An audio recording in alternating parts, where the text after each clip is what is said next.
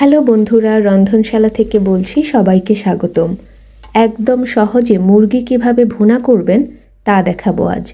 প্রথমে পেঁয়াজগুলোকে গরম তেলে দিয়েছি। এরপর এলাচ, লং, গোলমরিচ, তেজপাতা, দারুচিনি দিয়ে কিছুক্ষণ নাড়াচাড়া করলে সুন্দর একটা স্মেল বের হবে। এরপর দিয়ে দিতে হবে লবণ, আদা গুঁড়ো, রসুন গুঁড়ো, হলুদ গুঁড়ো, জিরা গুঁড়ো, ধনিয়া গুঁড়ো, মরিচ গুঁড়ো এবং একটু মাংস মশলা। মাংস মশলাটা আসলে অপশনাল, চাইলে অ্যাভয়েড করতে পারেন। একটু গরম পানি দিয়ে মশলাগুলো কষিয়ে নিতে হবে। মশলায় তেলটা উপরে উঠে এলে ধুয়ে রাখা মাংসগুলো দিয়ে দিতে হবে।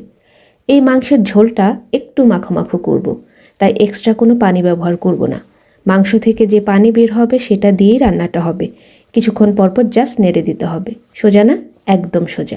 আমার চ্যানেলটা যদি ভালো লেগে থাকে তাহলে লাইক, কমেন্ট এবং সাবস্ক্রাইব করবেন। ধন্যবাদ।